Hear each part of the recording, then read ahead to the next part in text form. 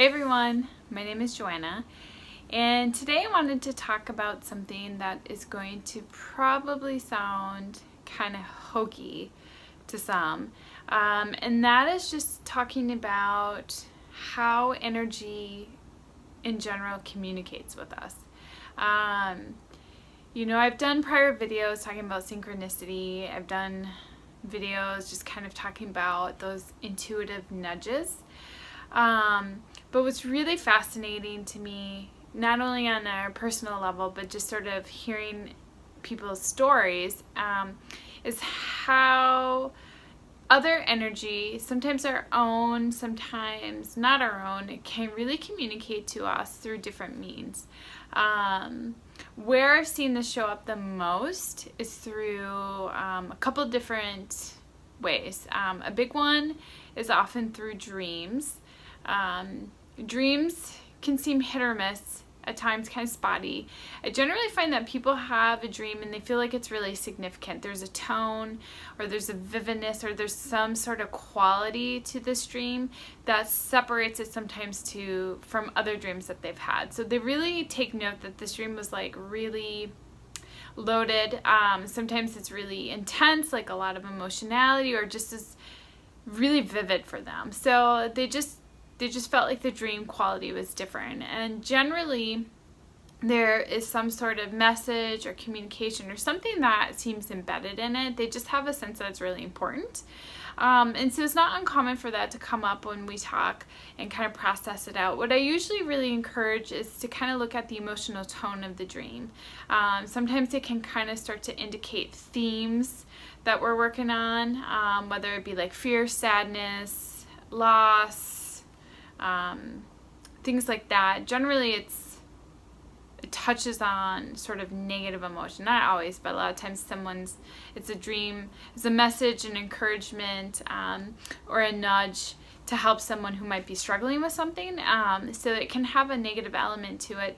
But generally, again, all communication, really any communication that really involves the higher levels, are always positive intent, right? So they're not meant to scare us. They're not meant to make us feel bad. We can feel negative emotions, but generally they're trying to prompt us to kind of pivot out of something. So dreams are a big option. Nature is a huge one. So sometimes people have really peculiar exchanges with animals. Sometimes their own animals, sometimes just sort of random animals that seem to pop up in their space. And these are really actually symbolic. It's kind of funny because I think we tend to dismiss it. I know that historically, even myself, I've done it. But there's been times where, I've had like animals really cross my path in a way that like I took note, or it startled me, or it was weird or something. Again, it's sort of like the dreams. There's a different tone. It doesn't mean like every time you see a cat or dog it's significant, but there was some sort of sense that it was just a peculiar sort of crossing of animal and self. If you Google, if you've like all of a sudden you just seem like you're seeing frogs everywhere, or like turtles are following you, whatever it be, Google it. It's really fascinating. You can find a lot of information on Google. Obviously, not everything on Google is true, but you can start to kind of look, and it's kind of funny after the fact to just see, like if I see this today, like I saw a wild turkey, right? It crossed right in front of my car. I haven't Googled it yet, but I am curious to see what it means. And to just be like, I wonder. And, sometimes it's kind of really funny because it might be really relevant to what you feel like you're working on as far as what it might be sort of signaling or symbolizing to you. Another big mode of communication are things like kind of just inanimate objects, feathers. Sometimes it can be things like, I had one client, if she's watching this, you know who you are, a red string that seemed to just keep showing up everywhere, and in weird places that don't make sense. I've had people who found fortune cookie, like the little papers in fortune cookies, kind of in odd places. So the thing I wanted to say is the universe is always communicating with us. It's always trying to help give us nudges in direction. The struggle is whether or not we're in the receiving mode. It's whether we're really actually recognizing these small, really subtle nudges and signs. And so often we overlook it, dismiss it, or what have you. So that the practice of mindfulness is really relevant to this, as far as like if you take note of things, like be aware of your environment, because I will tell you it's phenomenal how much communication, usually through symbolic things. I mean, literally could be just like you start to see the color red everywhere, or you just find artifacts when you're on a walk. This isn't as random as you think, and this is where I think some people might kind of roll their eyes at me, but you can play with this. You can interact with this. You can ask for this type of communication. And what you'll start to notice is, as you become aware of how you might be receiving messages, whether you're skeptical or not, you'll see more of that.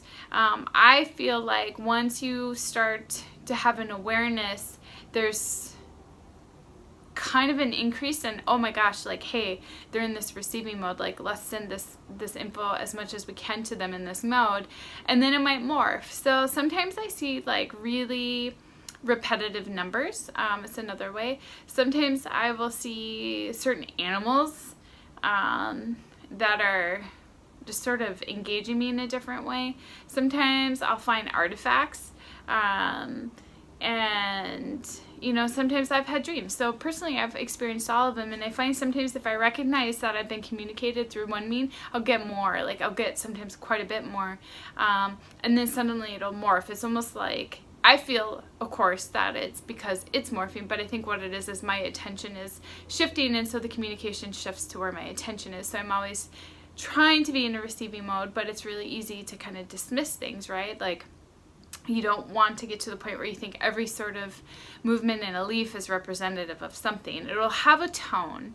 If you have an expectation of how you're going to see it, you're going to create a situation where you're not going to be in a receiving mode. You kind of, if you have questions, you want guidance, I invite you to play with it. Again, and I'll repeat myself over and over and over in these videos because they're meant to just be helpful and kind of help people develop their own practice, is you can engage with this energy. You can ask for guidance and signs.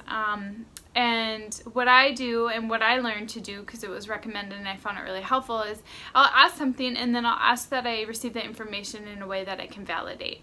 And this is really helpful sometimes as far as the timing of when you might get this kind of feedback, and it might be helpful in the way that you get the feedback, the mode, the modality. So ask us a question and then be open. Don't have an expectation, but be open. So if you kind of notice something that really like catches your eye, and just, it's subtle though, most of the time it's really subtle, you just kind of take note of it.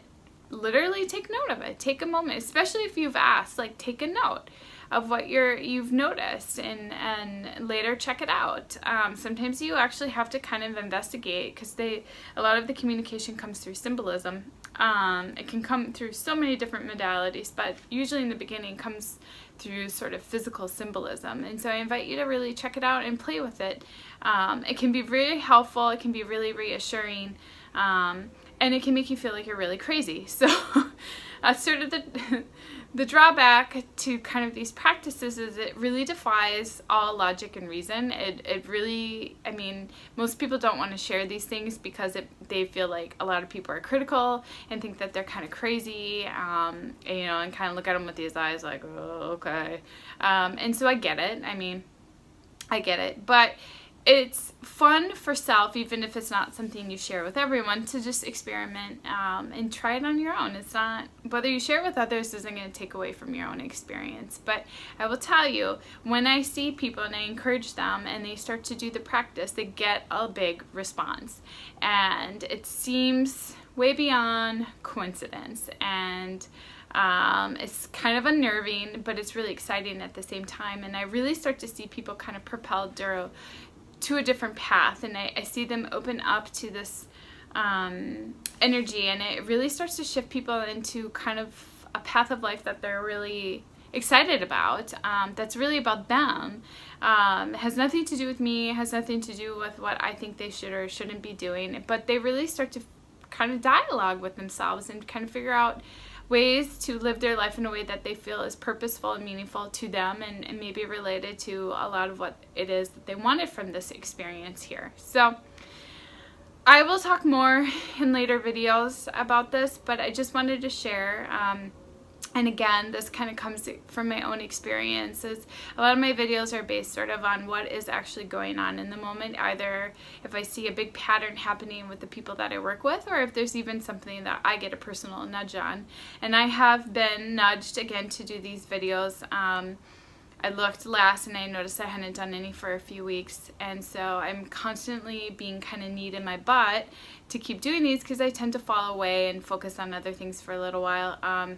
Right now I just have so much creative stuff going on, and as is kind of the case with creative ventures, is you kind of get these waves and you do them for a while and then you might focus on this for a little while and come back, and all of that's normal. But I've been invited and encouraged back into this video blog realm to just kind of share and talk about these things that I think are really fascinating and exciting and fun to experiment with, and sometimes maybe a little, like I said, unsettling, and just kind of put that energy out there and invite people to consider that possibility that you can actually have this type of communication. For a lot of people, it kind of falls in line with what they call the law of attraction and synchronicity. It's cues, it's ways to sort of figure out your path. It doesn't, again, make sense oftentimes as far as with the brain, but intuitively, on an emotional level, people tend to really have a strong connect with however the communication comes. They just kind of have a sense of knowing, and then they usually come in and argue with themselves about how, well, it could have been this, but I don't think so, and that's how I usually know. It just kind of emotionally sat with them. So anyway, I hope that was helpful. I invite you to try. If there's ever any kind of feedback you're looking for as far as a direction to go with any sort of topic in your life, ask a question. Ask for feedback. Ask for the feedback in a way that you can validate, and then remain open.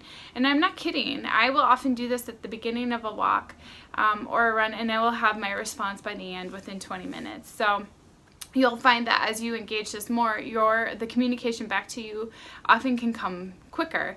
But the key is to ask for it to be sent to you in a way that you can validate, so that it seems more meaningful to you and you can kind of place context around it.